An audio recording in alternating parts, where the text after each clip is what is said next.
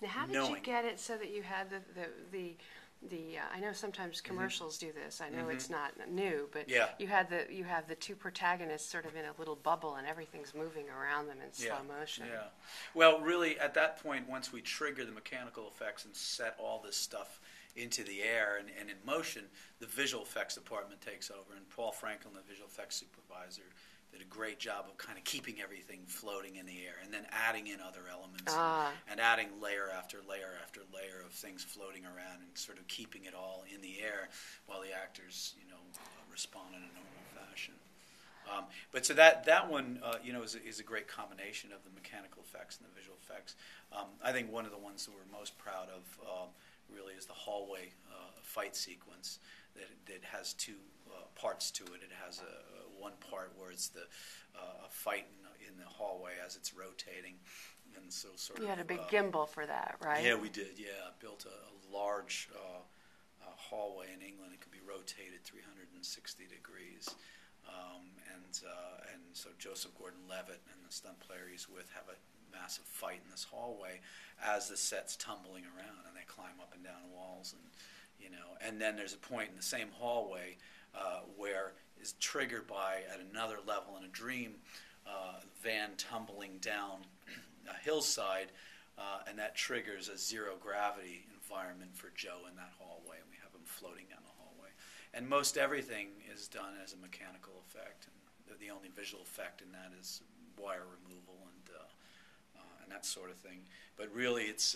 so does he have harnesses that he's working with? Yeah. Yeah, well, and there are two different sets. There's a horizontal set where we had him on, a trolley or a series of tracks, moving him through the hallway. And then there's a vertical set where the camera's pointed straight up and he's hanging on wires.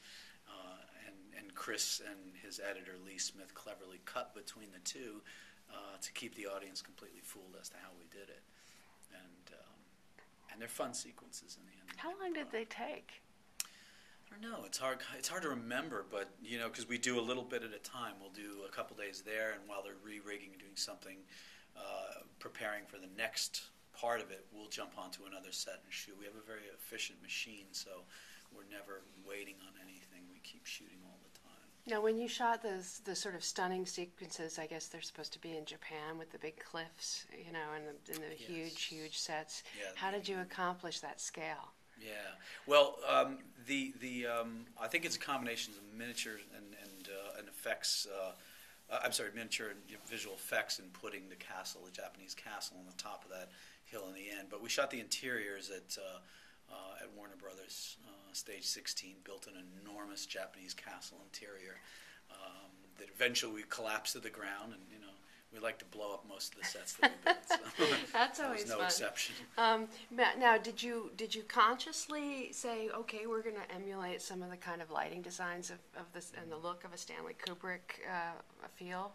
I don't know if it's conscious. It probably is more subconscious, because it's sort of the influence that someone like Stanley Kubrick had, on myself and Chris, is always evident. It's always kind of the way we think in terms of things. But I think that you draw influences from so many different areas, and in terms of the look of the film, to me, it's an evolution. It begins with the words on the paper, and then the interpretation of the production designer, and then Chris's influence on that, and the changes he makes to the designs, and then me trying to figure out what's a practical way of lighting it, and then also what's the best way of lighting it to bring about the mood that makes sense. So it's an evolution, I think. Because the lighting in those scenes with Ken Watanabe, it's really stunning. Yeah, well, and coming from behind the head, right, some of that, that kind of 2001, feel, and some of the recessed lighting. Of it as well. Yeah, it's the scale of it, and it is all those. I think there were 250 lamps up in that ceiling, and that creates that very widescreen Kubrick feeling in that room, and it does hark back to the end of 2001 to a degree, as does the Bat Bunker in The Dark Knight, with a giant light box on the top of the thing. So there are a lot of sort of sort of homages, I guess, within And that. the snow must have been very tricky to do, to get to shoot that and to get the lighting on that. Really, the lighting is simple in those environments. It's a day exterior, so you're really, you're dependent on weather conditions. That's more like combat photography. The camera goes on the shoulder. We get the actors out there. Everybody's freezing their butts off, and you just get out there and you get it, So there's very little fussiness about the lighting, I want to shoot out areas where the lighting is good at the time of day, but it's really just it's choosing kind of. I guess I worry that it's blinding, or that it all looks the same. It can be, but you've got to work that into the design. The wardrobe's got to be in this case, Jeffrey Kurland did the wardrobe, did a fantastic job, and had these sort of white, kind of World War II.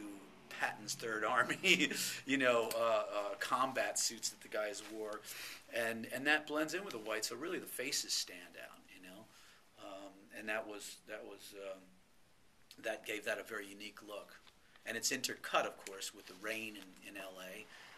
And then the hallway stuff. So there are three distinct looks in that part of the film. And then the other question would be, were there subtle signs that maybe some of us didn't pick up on where you were shooting different sequences, different sections of the movie in different ways, or trying to help us to distinguish between what was dream and what was reality? Some of that is, but I don't know. That's more sort of Chris's trickery in that. I like to think of myself as a documentary cameraman. I kind of follow the action. There's certain things we put in there and certain things we play into it, but I don't know. It's hard to remember. We shot it a year and a half ago.